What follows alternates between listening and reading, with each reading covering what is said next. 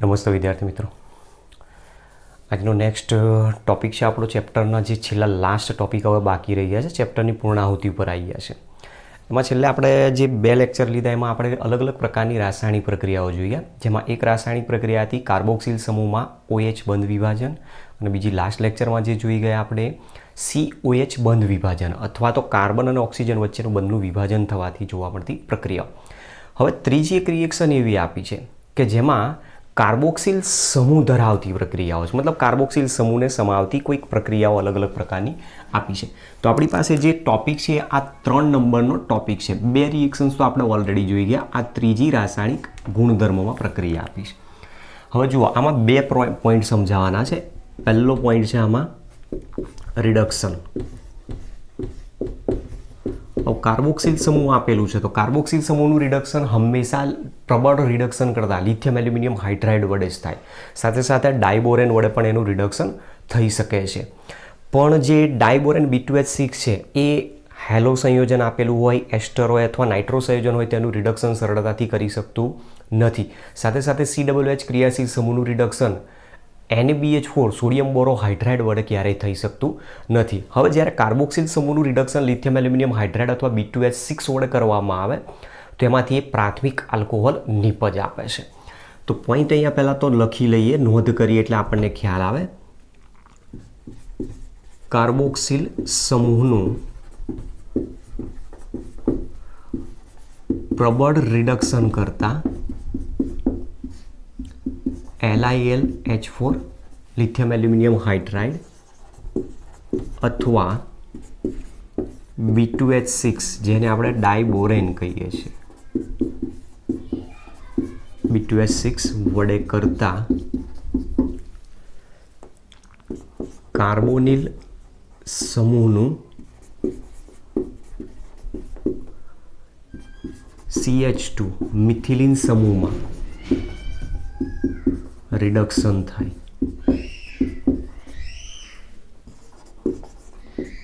પ્રાથમિક આલ્કોહોલ નિપજ આપે છે.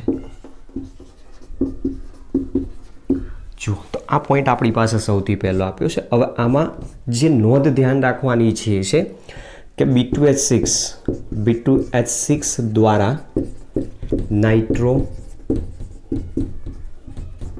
હેલો કે એસ્ટર સમૂહનું રિડક્શન થઈ શકતું નથી.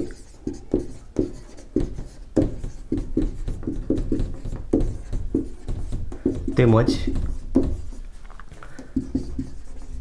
કાર્બોક્સિલ સમૂહનું સોડિયમ બોરોહાઇડ્રાઇડ NaBH4 વડે રિડક્શન થતું નથી. એટલે આ વસ્તુ તમારે મોટા ભાગે જ્યારે MCQમાં ક્વેશ્ચન આપેલો ત્યારે આ વસ્તુ ખાસ ધ્યાન રાખવાની છે કે કાર્બોક્સિલ સમૂહ આપેલો છે તો કાર્બોક્સિલ સમૂહનું reduction only lithium aluminium hydride વડે જ આપણે યાદ રાખવાનું. પણ બીજો જોડે કોણ છે, વધુ સારી રીતે ડાયબોરેન વડે પણ એનું રિડક્શન થઈ શકે છે.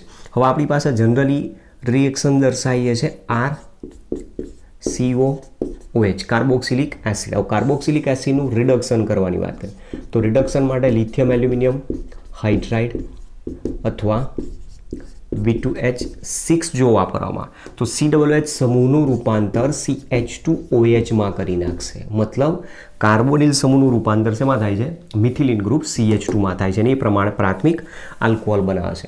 તો આ આપેલું છે આપણને કાર્બોક્સિલિક એસિડ અને અહીંયા બતાવે છે પ્રાઇમરી આલ્કોહોલ.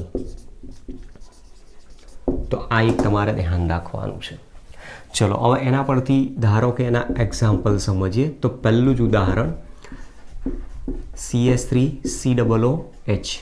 જેટલા કાર્બન ધરાવતો કાર્બોક્સિલિક એસિડ એટલા જ કાર્બન ધરાવતો પ્રાથમિક આલ્કોહોલ છે. એસિટિક એસિડ અથવા ઇથેનોઇક એસિડ છે. ઇથેનોઇક એસિડનું રિડક્શન લિથિયમ એલ્યુમિનિયમ હાઇડ્રાઇડ વડે જો કરી નાખવામાં આવે તો રિડક્શન થવાથી નિપજ આપશે એટલા જ કાર્બન ધરાવતો પ્રાથમિક આલ્કોહોલ ઇથેનોલ. ઉદાહરણ નંબર 2, ધારી લો કે તમે અહીંયા એરોમેટિક કાર્બોક્સિલિક એસિડ લીધો છે, બેન્ઝોઇક એસિડ.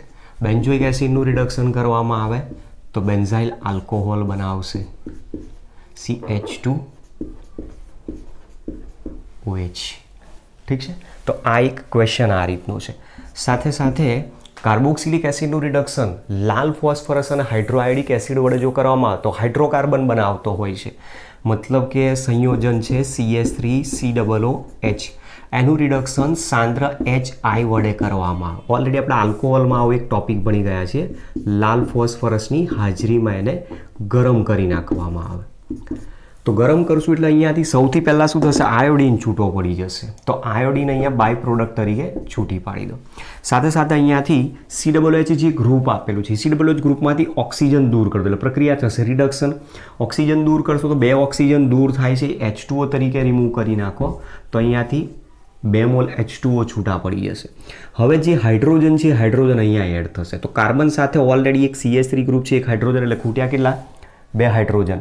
મતલબ COOHનું સીધું જ રૂપાંતર શેમાં કરી નાખે છે, CH3માં કરે છે એવું આપણે કહી શકીએ. તો નિપજ જે બનાવશે આલ્કેન નિપજ આપશે CH3. ઇથેનોઇક એસિડમાંથી ઇથેન બનાવ. તો હવે તમે જુઓ કે કેટલા હાઇડ્રોજન અહીંયા વપરાયા. અહીંયાથી 2 ઓક્સિજન ગયા, 2 હાઇડ્રોજન અહીંયા આવ્યા. સાથે સાથે 4 હાઇડ્રોજન અહીંયા, એટલે ટોટલ થઈ ગયા હાઇડ્રોજન 6. તો 6 મોલ HI વડે પ્રક્રિયા કરો છો. જેવું તમે આને હીટ આપશો એટલે 3 મોલ આયોડિન અહીંયાથી પહેલાં છૂટા પડી શકે. તો આ પ્રકારની પ્રક્રિયા આપી છે જેમાં COOH ગ્રુપ CH3માં કન્વર્ટ થઈ જાય છે. બીજું ઉદાહરણ લઈએ. ધારો કે સંયોજન આપેલું છે બેન્ઝોઇક એસિડ પોતે જ, અને બેન્ઝોઇક એસિડની તમે HI સાથે આ જ કન્ડિશનમાં રિએક્શન આપો તો નિપજ આપશે ટોલ્યુઇન CH3 +3I2 +2 H2O. તો આ પ્રમાણે આપણને પહેલી પ્રક્રિયા આપેલી છે કાર્બોક્સિલિક એસિડનું રિડક્શન. આલ્કાઇલ બેન્ઝીનનું ઓક્સિડેશન કરીએ છીએ તો બેન્ઝોઇક એસિડ બનાવે છે. હવે એની જગ્યાએ ઉલટું રિડક્શન કરી નાખ્યું તો આલ્કાઇલ બેન્ઝીન પાછો મળી જાય છે. તો આ પ્રમાણેની અલગ અલગ પ્રક્રિયાઓમાં આપણી સૌથી પહેલાં COOH સમૂહ ધરાવતી રિડક્શન પ્રક્રિયા આપેલી છે. હવે ત્યાર પછી આપણે જોઈએ છે ડીકાર્બોક્સિલેશનની પ્રક્રિયા. COOH સમૂહ ધરાવતી પ્રક્રિયા નંબર 2 ડીકાર્બોક્સિલેશન.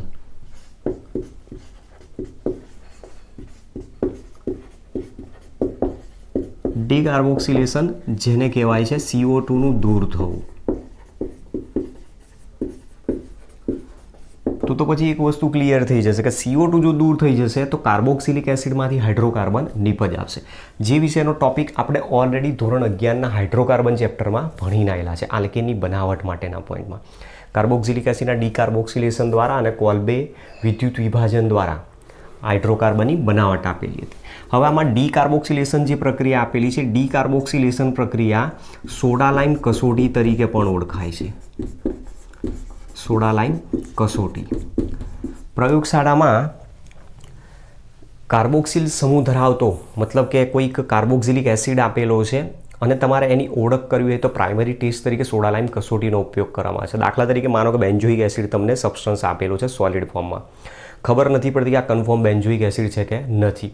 બેન્ઝોઇક એસિડ એક ટેસ્ટ ટ્યુબમાં લઈ લો, એમાં સોડા લાઇમનું મિશ્રણ નાખો અને એને બર્નર ઉપર થોડું ગરમ કરો. ગરમ કરીને પછી જે એની ફ્યુમ્સ સ્મેલ જે બહાર આવે છે એ વાયુની સ્મેલ તમે પારખી જુઓ. અને વાયુની સ્મેલ જો એમાં પેટ્રોલ કે કેરોસીન ડીઝલ જેવી તમને જો જોવા મળે તો સમજી લેવાનું કે બેન્ઝીનમાં કન્વર્ટ થઈ ગયું છે. મતલબ કે એમાંથી CO2 દૂર થઈ ગયો. CO2 દૂર થયો એટલા માટે પ્રક્રિયાને કહેવાય ડીકાર્બોક્સિલેશન. અને તમે પરખ કરવા માટે સોડા લાઇમનો ઉપયોગ કર્યો એટલા માટે આ પ્રક્રિયાનું નામ આપાય છે સોડા લાઇમ કસોટી. તો સોડા લાઇમ કસોટીમાં કોનો ઉપયોગ કરવાનો છે? સોડા લાઇમનો ઉપયોગ કરવાનો. તો સોડા લાઇમ શું છે? સોડા લાઇમ NaOH અને કેલ્શિયમ ઓક્સાઇડનું 2:1 પ્રમાણ મિશ્રણ જોવા મળતું હોય. તો આ સોડા લાઇમનું મિશ્રણ આપેલું છે. હવે એ સોડા લાઇમનો ઉપયોગ કરીને તમારે બનાવવાનું છે હાઇડ્રોકાર્બન. તો જનરલી કાર્બોક્સિલિક એસિડ છે સંયોજન, જુઓ RCOOH, એની પ્રક્રિયા સોડા લાઇમ સાથે કરવામાં આવે. NaOH CaO આ પ્રક્રિયામાં ભાગ નહીં લે, માત્ર એક ઉદ્દીપક તરીકે કામ કરશે, પણ NaOH પ્રક્રિયામાં ભાગ લેશે. હવે આની અંદરથી ઘટના બનશે શું કે તમે એસિડ અને બેઝ સાથે પ્રક્રિયા કરાવશો. એસિડ અને બેઝ સાથે પ્રક્રિયા કરશો એટલે સૌ પહેલાં આમાંથી પાણીનું દૂર થઈને એસિડનો સોડિયમ ક્ષાર બનાવશે તો H2O દૂર થશે. તમે આને શું કરશો? હીટ આપવાના છો. તો બરાબર. એટલે હીટ આપીશું એટલે પાણી બાષ્પ સ્વરૂપે ત્યાંથી રિમૂવ થઈ જશે. તો અહીંયાથી હાઇડ્રોજન દૂર કરાવશે, આ OH માઇનસ અહીંયાથી લઈ જશે અને એની જગ્યાએ જોડાઈ જશે Na પ્લસ આયન. એટલે સંયોજન સૌથી પહેલાં બનાવશે RCOO Na. એસિડનો સોડિયમ ક્ષાર બની ગયો, તો સોડિયમ ક્ષાર બનાવે છે. હવે આ જે સોડિયમ ક્ષાર બન્યો ત્યાર પછી તમે જુઓ કે NaOH 1 મોલ નથી 2 મોલ આપેલા છે, તો બીજો મોલ આની સાથે ફરીથી પ્રક્રિયા આપે, મતલબ ફરીથી સોડા લાઇમ મિશ્રણ સાથે પ્રક્રિયા થાય. NaOH પ્લસ CaO વડે ફરી હીટ આપો. ફરીથી હીટ આપશો એટલે ઘટના બનશે શું કે આની અંદરથી Na2CO3 છૂટો પડી જાય, આ ભાગ છૂટો પડી જશે. બરાબર. રિએક્શનને કન્ટિન્યુ બાજુમાં કરો એટલે ઇઝીલી ખ્યાલ આવે.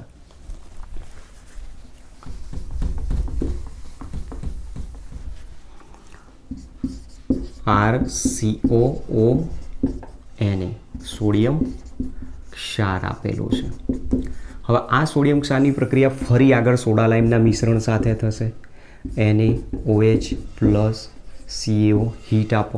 હીટ આપશો એટલે અહીંયાથી Na2CO3 છૂટો પડી જાય છે. હવે Na2CO3 છૂટો પડે છે એટલે અહીંયાથી આ બંધ તૂટી જાય. જુઓ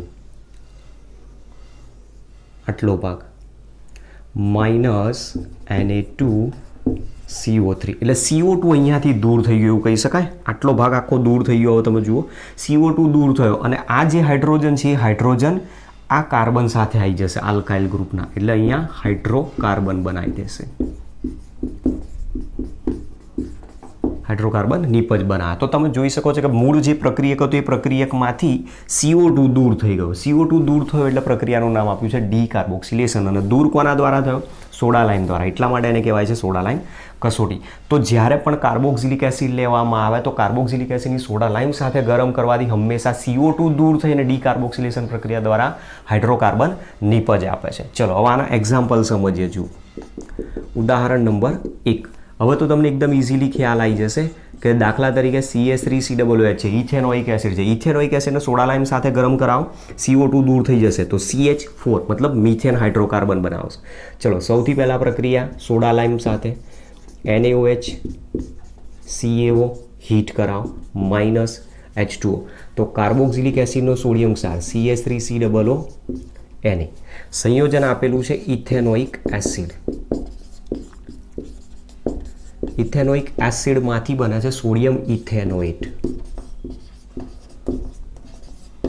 સોડિયમ ઇથેનોએટ. સોડિયમ ઇથેનોએટની ફરી આગળ પ્રક્રિયા થાય. NaOH પ્લસ CaO હીટ આપશો માઇનસ Na2CO3, તો પ્રક્રિયામાં નિપજ આપશે CH4 મિથેન. એક ઓછા કાર્બન ધરાવતો હાઇડ્રોકાર્બન નિપજ આપે છે. ચલો એક્ઝામ્પલ નંબર 2. હવે ધારી લો કે સંયોજન આપેલું છે કાર્બોક્સિલિક એસિડ તરીકે aromatic carboxylic acid benzoic acid આપેલું છે. હવે બેન્ઝોઇક એસિડ હોય, CO2 અહીંયાથી હટાવી દો તો આ હાઇડ્રોજન અહીંયા જોડાઈ જશે એટલે બેન્ઝીન બની જશે. તો સૌથી પહેલાં એની સોડા લાઇમ સાથે પ્રક્રિયા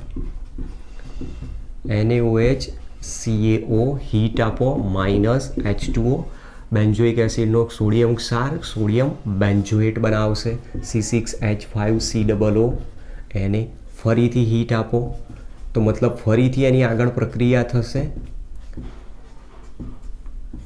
માઇનસ Na2CO3 અને નિપજ બનાવશે બેન્ઝીન. અને બેન્ઝીન બનતો હોવાથી જ પેટ્રોલ જેવી વાસ એમાંથી જોવા મળશે. હવે રિએક્શન આપણે 2 સ્ટેપ આ રીતે વારે ઘડીએ દર્શાવવાની જરૂર નથી. ઘણી વખતે પ્રક્રિયામાં ડાયરેક્ટ સીધો સોડા લાઇમ સાથે હીટ આપીને ડાયરેક્ટ નિપજ આપણે બતાવી શકીએ. મતલબ આ રીતે આની આ જે પ્રક્રિયા આપેલી છે એ જ પ્રક્રિયાને આપણે જનરલી આ રીતે પણ લખતા હોઈએ છીએ. બેન્ઝોઇક એસિડ છે એ બેન્ઝોઇક એસિડની પ્રક્રિયા સીધી સોડા લાઇમ લખી નાખો અહીંયા. જો સૂત્ર તમને કોનું મિશ્રણ છે યાદ ના હોય તો, અને અહીંયાથી શું કરી દો CO2 રિમૂવ કરાવી દો. CO2 દૂર કરી નાખશો તો અહીંયા CO2 લખશો, કોઈ પ્રશ્ન નથી નડવાનો. CO2 દૂર થાય છે, ડીકાર્બોક્સિલેશનની પ્રક્રિયા છે એટલે બેન્ઝીન નિપજ આપે છે એવું કહી શકાય. હવે માની લો કે આની જગ્યાએ જેમ ડાયકાર્બોક્સિલિક એસિડ આપેલો હોય આ રીતે મેલોનિક એસિડ, અથવા તો આપણે એને પ્રોપેન ડાયોઇક એસિડ કહીએ છીએ. પ્રોપેન ડાયોઇક એસિડ એક જ કાર્બન ઉપર 2 COOH જો આપેલા હોય તો એમાં સોડા લાઈમ સાથે ગરમ કરવાની કોઈ જરૂર નથી. 415 કેલ્વિન જેટલા નીચા તાપમાને તમે એને ખાલી જસ્ટ ગરમ કરી નાખશો, ખાલી જસ્ટ ગરમ કરી નાખશો તો CO2 દૂર કરી નાખશે, અને CO2 દૂર કરીને એમાંથી જ મોનોકાર્બોક્સિલિક એસિડ નીપજ આપી શકે છે. તો આ જે પ્રક્રિયા આપેલી છે આપણને કાર્બોક્સિલિક એસિડ સમાવતી પ્રક્રિયાઓ સમજાવી. અહીંયાથી કાર્બનિક પરિવર્તન પૂછાયેલું છે. કાર્બનિક પરિવર્તન શું છે એ પણ તમને સમજાવું. આ જે સંયોજન છે આપણે એને મેલોનિક એસિડ તરીકે નામ આપીએ છીએ. મેલોનિક એસિડ, બરોબર છે. 2 કાર્બન ધરાવતો ડાયકાર્બોક્સિલિક એસિડ હોય તો સક્સિનિક એસિડ કહીએ છીએ આપણે. 3 હોય તો મેલોનિક એસિડ, 4 હોય તો 2 કાર્બન હોય તો ઓક્ઝેલિક એસિડ, 3 કાર્બન હોય તો મેલોનિક એસિડ, 4 કાર્બન હોય તો સક્સિનિક એસિડ, 5 કાર્બન હોય તો ગ્લુટારિક એસિડ, 6 કાર્બન હોય તો એડિપિક એસિડ તરીકે નામ આપ્યું. તો મેલોનિક એસિડમાંથી ક્લોરો એસિટિક એસિડ બનાવવાની વાત હોય છે. Chloro acetic acid. તો એમાં તમે સૌથી પહેલાં તો જુઓ, મેલોનિક એસિડને તમે હીટ કરો છો એટલે એસિટિક એસિડ તો આવ્યો. હવે આગળનો જે પ્રશ્ન છે ક્લોરો એસિટિક એસિડ બનાવવાનો. તો ક્લોરો એસિટિક એસિડ બનાવવા માટે કઈ રીતે પ્રક્રિયા? તો હવે આપણે પ્રક્રિયા જે શીખવાની એ હાઇડ્રોકાર્બન ભાગ ઉપર થતી પ્રક્રિયાઓ સમજવાની, જે પ્રક્રિયા નંબર 4 આવશે, બરોબર. તો આ આપણી પાસે ડી કાર્બોક્સિલેશનની પ્રક્રિયા. સાથે સાથે મેં કહ્યું મુજબ કે ડી કાર્બોક્સિલેશનની પ્રક્રિયા સિવાય સોડા લાઈમ કસોટી સિવાય આપણે કોલ્બે વિદ્યુત વિભાજન જે ધોરણ 11માં ભણ્યા હતા, એ કોલ્બે વિદ્યુત વિભાજનની અંદર કાર્બોક્સિલિક એસિડ હોય છે, એનો સોડિયમ અથવા પોટેશિયમ ક્ષારનું જલીય દ્રાવણ લઈને વિદ્યુત વિભાજન કોષમાં એનું વિદ્યુત વિભાજન કરવામાં આવે તો એ દરમિયાન એમાંથી હાઇડ્રોકાર્બન નીપજ મળતી હોય છે, જે 11માં આવી ગયેલો છે ઓલરેડી. ચલો નોંધ કરો પહેલાં આને. ત્યાર પછી રાસાયણિક પ્રક્રિયા નંબર 4 છે કાર્બોક્સિલિક એસિડના હાઇડ્રોકાર્બન ભાગમાં વિસ્થાપન પ્રક્રિયાઓ. કાર્બોક્સિલિક એસિડના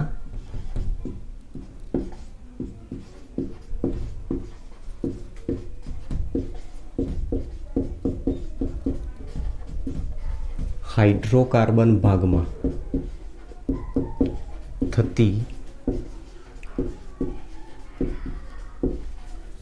વિસ્થાપન પ્રક્રિયાઓ. એમાં એક એરોમેટિક એસિડ માટે દર્શાવવાની છે અને એક એલિફેટિક એસિડ માટે. મતલબ એરોમેટિક એસિડ આપેલો હોય તો એમાં એરોમેટિક વલય ઉપર થતી પ્રક્રિયા, બેન્ઝોઇક એસિડનું ઉદાહરણથી સમજો, અને બીજો એલિફેટિક માટે લેવાનું. તો આમાં એક મોસ્ટ ઇમ્પોર્ટન્ટ ટોપિક આપણને સમજાવેલો છે. પહેલી પ્રક્રિયા આપેલી છે જેમાં કાર્બોક્સિલિક એસિડનું આલ્ફા હેલોજિનેશન આપેલું છે.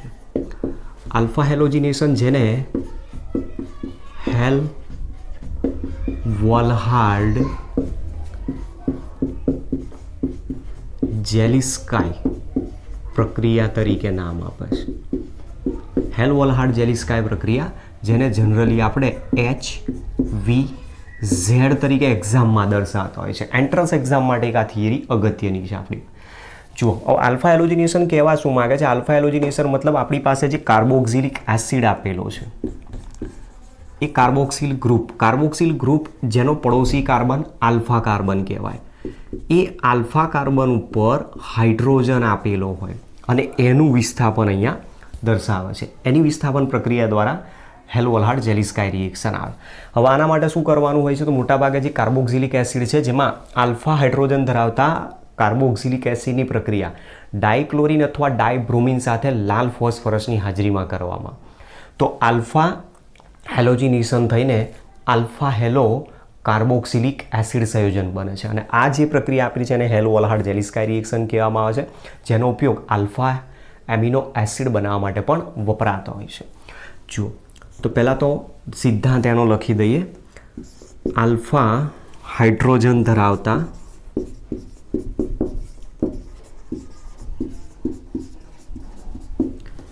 કાર્બોક્સિલિક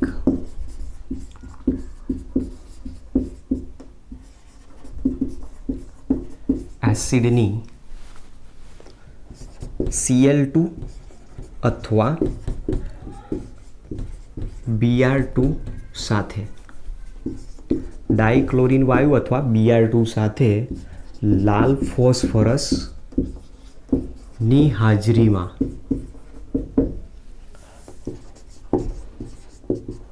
પ્રક્રિયા કરતા આલ્ફા હેલો કાર્બોક્સિલિક એસિડ મળે છે, જે પ્રક્રિયાને હેલ-વોલહાર્ડ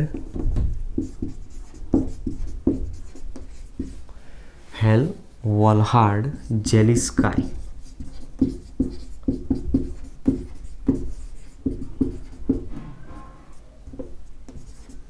પ્રક્રિયા કહે છે. બરાબર, આ એનો સિદ્ધાંત આવી ગયો. હવે એકચ્યુઅલી એની અંદર પ્રક્રિયા શું થાય છે, જનરલ રિએક્શન પહેલાં તમને જસ્ટ કઈ રીતે થશે એના પરથી હું સમજાવું છું. જુઓ, સૌથી પહેલાં તો અહીંયા જે પ્રક્રિયા આપી છે એ મુજબ કે આપણી પાસે ધારો કે પ્રક્રિયક છે CH3CH2COOH પ્રોપેનોઇક એસિડ છે. તેમાં પ્રોપેનોઇક એસિડની પ્રક્રિયા કોના વડે? ડાયક્લોરિન વડે. કોની હાજરીમાં પ્રક્રિયા છે? તો લાલ ફોસ્ફરસની હાજરીમાં પ્રક્રિયા આપો.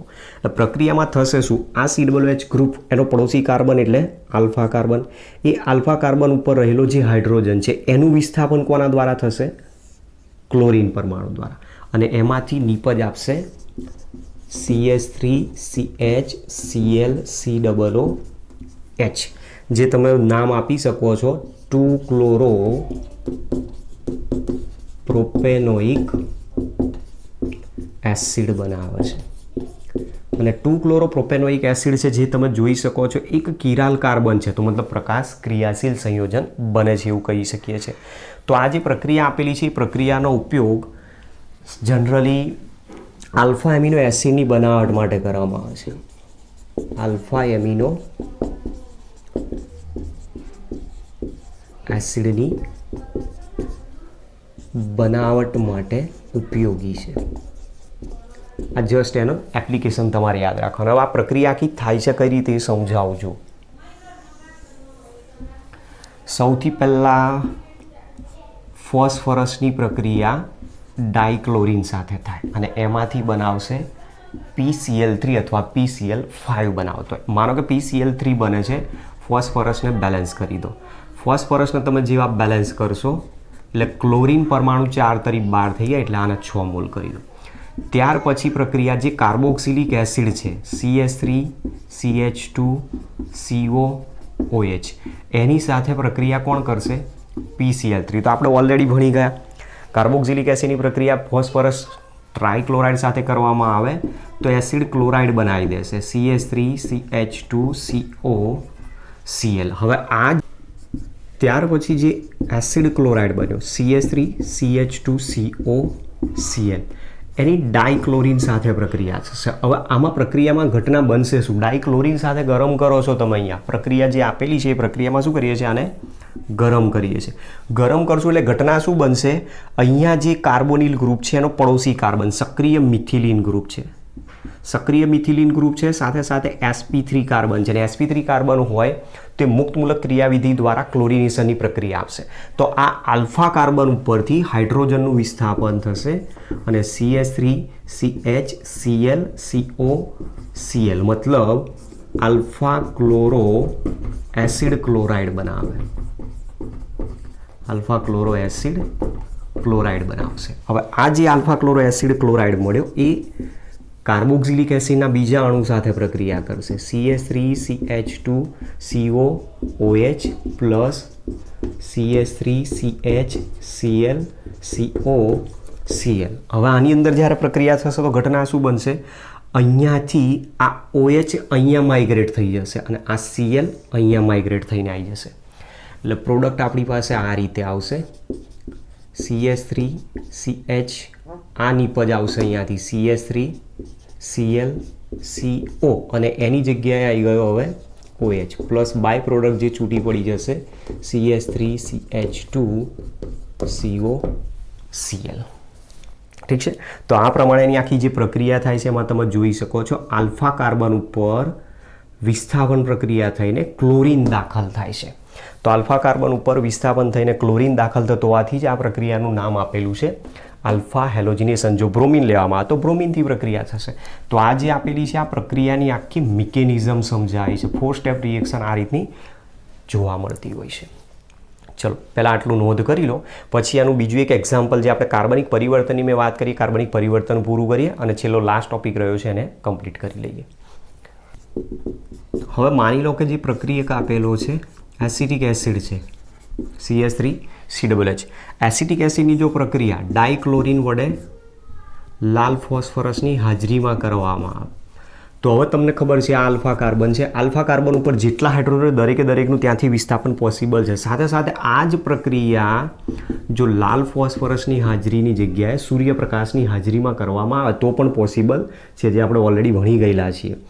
તો અહીંયાથી શરૂઆતમાં વિસ્થાપન થશે એટલે એક ક્લોરીન દાખલ થશે CH2COOH એટલે સંયોજન બનાવશે alpha chloro acetic acid. Generally જેને આપણે ક્લોરો એસિટિક એસિડ નામ આપીએ. ફરીથી આગળ રિએક્શન થાય Cl2 લાલ ફોસ્ફરસ તો હજુ 2 હાઇડ્રોજન છે, બીજી વાર પ્રક્રિયા થશે એટલે ડાયક્લોરો એસિટિક એસિડ બનાવશે ડાયક્લોરો એસિટિક એસિડ. હજુ એક હાઇડ્રોજન બાકી છે, ફરીથી રિએક્શન થશે તો ફરી એની રિએક્શન જો થાય તો ટ્રાયક્લોરો એસિટિક એસિડ નિપજ આપશે. Trichloro acetic acid. ઠીક છે. હવે આના પરથી તમને જવાબ મળી જશે. જુઓ આપણું જે કાર્બનિક પરિવર્તન હતું ઓર્ગેનિક કન્વર્ઝેશન માટેનું એ પ્રક્રિયા મેં આ રીતે લખી હતી. મેલોનિક એસિડ અથવા તો પ્રોપેન ડાયોઇક એસિડમાંથી પૂછે છે. પ્રોપેન ડાયોઇક એસિડમાંથી ક્લોરો એસિટિક એસિડ આ કાર્બનિક પરિવર્તન બનાવવાનું છે. તો તમે જુઓ પ્રોપેન ડાયોઇક એસિડમાંથી આપણે એસિટિક એસિડની બનાવટ ઓલરેડી ભણી ગયા. ત્યાર પછી તમારે શું કરવાનું? હેલ-વોલ્હાર્ડ જેલિસ્કાય રિએક્શન લઈ લેવાની. મતલબ આપણો જે ક્વેશ્ચન છે આ રીતનો છે CH2COOH એની પ્રક્રિયા 413 અથવા 415 કેલ્વિન તાપમાન એને ગરમ કરી નાખો તો CO2 અહીંયાથી એક CO2 દૂર કરશે અને એમાંથી મોનોકાર્બોક્સિલિક એસિડ બનાવશે. ત્યાર પછી હેલ-વોલ્હાર્ડ જેલિસ્કાય રિએક્શન લઈ લો. હેલ-વોલ્હાર્ડ જેલિસ્કાય રિએક્શન લેશો એટલે ક્લોરો એસિટિક એસિડ નિપજ બનાવી શકે છે. તો આ કાર્બનિક પરિવર્તન પૂછાયેલું છે. ચલો હવે ત્યાર પછી છેલ્લી લાસ્ટ જે પ્રક્રિયા આપી છે પ્રક્રિયા નંબર 5 એરોમેટિક વલયમાં થતું વિસ્થાપન. એરોમેટિક વલયમાં અથવા વલય ઉપર થતી વિસ્થાપન પ્રક્રિયા. હવે આ જે પ્રક્રિયાઓ આપેલી છે એરોમેટિક વલય ઉપર થતી હોય તો જનરલી સામાન્ય રીતે ઇઝીલી રિએક્શન્સ થતી ના હોય. હવે એરોમેટિક વલય ઉપર પ્રક્રિયા છે એટલે આપણે કોઈક એરોમેટિક સંયોજનની જરૂર પડશે. એરોમેટિક કાર્બોક્સિલિક એસિડ તરીકે બેન્ઝોઇક એસિડ છે. બેન્ઝોઇક એસિડની એરોમેટિક વલય ઉપર જ્યારે પ્રક્રિયાઓ થતી હોય ત્યારે એરોમેટિક વલય પર થતી પ્રક્રિયાઓ મોસ્ટલી આપણે જનરલી કઈ નામ આપીએ છીએ તો ઇલેક્ટ્રોન અનુરાગી વિસ્થાપન પ્રક્રિયાઓ નામ આપે છે. ઇલેક્ટ્રોન અનુરાગી વિસ્થાપન પ્રક્રિયાઓની અંદર બ્રોમિનેશન અથવા તો હેલોજિનેશન કહીએ છીએ, ક્લોરિનેશન અથવા બ્રોમિનેશન, પછી sulfonation, nitration, Friedel Crafts alkylation, Friedel Crafts acylation. એમાંથી આ ફ્રીડલ ક્રાફ્ટ પ્રક્રિયાઓ ના આપે. એના પાછળનું રીઝન છે કે ફ્રીડલ ક્રાફ્ટ પ્રક્રિયા શા માટે નથી આપી શકતું તો આ કાર્બોક્સિલિક એસિડ ગ્રુપ આપેલું છે. એની પ્રક્રિયા તમે જ્યારે ફ્રીડલ ક્રાફ્ટ આપશો તો એમાં નિર્જળ AlCl3 ઉદ્દીપક હોય છે. જે લુઈસ એસિડ છે એ લુઈસ એસિડને ઇલેક્ટ્રોનની જરૂર છે એટલે એ સીધો આની સાથે જોડાઈ જાય અને જોડાઈ જશે એટલે આગળ પછી પ્રક્રિયા જ નહીં થવા દે. એટલે ફ્રીડલ ક્રાફ્ટ પ્રક્રિયાઓ આપતું નથી. પણ સાથે સાથે બીજું ધ્યાન રાખવાનું કે COOH ગ્રુપ આપેલું છે. COOH group electron withdrawing group છે અને ઇલેક્ટ્રોન વિડ્રોઈંગ ગ્રુપ હોવાથી મેટા નિર્દેશક તરીકે વર્તે. સાથે સાથે COOH મેટા નિર્દેશક તરીકે કેમ વર્તે છે કે એ રિંગને ડીએક્ટિવેટ કરે છે. તો એક ડીએક્ટિવેટિંગ ગ્રુપ છે વલયને નિષ્ક્રિય બનાવે છે. તો ડીએક્ટિવેટિંગ રૂપ હોવાના કારણે મેટા સમઘટક નિપજ તરીકે આપશે. તો જેટલી પણ પ્રક્રિયાઓ આવશે બધી જ મેટા સ્થાનમાં થશે. એમાં સૌથી પહેલી પ્રક્રિયા ધારો કે બ્રોમિનેશન છે. બ્રોમિનેશન હોય તો પ્રક્રિયા BR2 અને ઉદ્દીપકની જરૂર પડશે તો FeBr3 ઉદ્દીપકની હાજરીમાં એને ગરમ કરી નાખો એટલે નિપજ આપશે મેટાબ્રોમોબેન્ઝોઇક એસિડ COOH અને મેટા સ્થાનમાં આવી જશે બ્રોમિન. ચલો ત્યાર પછી નાઇટ્રેશન. નાઇટ્રેશન માટે concentrate HNO3 plus concentrate H2SO4 વડે એને ગરમ કરાવો તો નાઇટ્રેશન થશે તો મેટા નાઇટ્રો બેન્ઝોઇક એસિડ નિપજ આપશે COOH NO2. અને ત્રીજી પ્રક્રિયા સલ્ફોનેશન છે. સલ્ફોનેશન હોય તો કોન્સન્ટ્રેટ H2SO4નો તમે યુઝ કરી શકો છો અને એના દ્વારા જો નિપજ આપશે તો મેટા સ્થાનમાં સલ્ફો ગ્રુપ દાખલ થઈ જશે SO3H. તો મેટા સલ્ફો બેન્ઝોઇક એસિડ તરીકે નિપજ આપે છે. આવી અલગ અલગ પ્રક્રિયાઓ એરોમેટિક વલય ઉપર થાય છે તમે જોઈ શકો છો અને એટલા માટે પ્રક્રિયાનું ટાઇટલ મેં અહીંયા નામ આપેલું છે એરોમેટિક વલયમાં થતી વિસ્થાપન પ્રક્રિયા. અને વિસ્થાપન પ્રક્રિયાઓ કઈ છે? ઇલેક્ટ્રોન રાગી. આમાં ઇલેક્ટ્રોન રાગી બ્રોમોનિયમ આયન Br+, નાઇટ્રોનિયમ આયન NO2+ અને SO3H+ સલ્ફોનિયમ આયન દાખલ થયેલો જોવા મળતો હોય છે. પણ ધ્યાન રાખવાનું છે, નોંધ તમારે આમાં કે આ ફ્રીડલ ક્રાફ્ટ પ્રક્રિયાઓ દર્શાવતો નથી. એના પાછળનું રીઝન નિર્જળ AlCl3 ઉદ્દીપક જે લુઇસ એસિડ છે એને ઇલેક્ટ્રોનની જરૂર હોવાથી કાર્બોનિલ સમૂહ સાથે જોડાઈ જાય છે અને આગળની પ્રક્રિયાઓ થવા દેતું નથી. ઓકે, તો આ રીતની આપણી પાસે કાર્બોક્સિલિક એસિડની બધી જ રાસાયણિક પ્રક્રિયાઓ હવે કમ્પ્લીટ થઈ ગઈ. તો આપણો ચેપ્ટરનો જે એન્ડ પોઈન્ટ હતો એ આજે કમ્પ્લીટ કર્યો. તો આપણું જે ચેપ્ટર નંબર 12 હતું આલ્ડીહાઇડ, કીટોન અને કાર્બોક્સિલિક એસિડ, જેમાં મોટા ભાગની દરેક થિયરીને આપણે કવર કરેલી છે સિવાય આલ્ડીહાઇડ, કીટોન અને કાર્બોક્સિલિક એસિડના ઉપયોગ, જે તો બિલકુલ સામાન્ય છે, તમે જાતે રીડ કરીને પણ સરળતાથી એને યાદ રાખી શકો છો. તો અહીંયા આજનું આપણું આ ચેપ્ટરને હવે પૂર્ણાહુતિ આપી દઈએ છીએ. અને જે પણ આના ક્વેશ્ચન છે NCERTની આપણી ટેક્સ્ટ બુકમાં ઇન ટેક્સ આપેલા હોય અથવા તો પઝલ સોલ્વ, એ બધા હું અલગથી ક્યારેક વિડીયોમાં એને બનાવીને મૂકી દઈશ. અને હવે પછી જ્યારે આપણો નવો લેક્ચર સ્ટાર્ટ કરીશું ત્યારે આપણા જે ચેપ્ટર બાકી છે એમાંનું કોઈક નવું ચેપ્ટર હવે આગળ શરૂ કરીશું. ઓકે, તો મળીએ હવે નેક્સ્ટ લેક્ચરમાં. Thanks to all.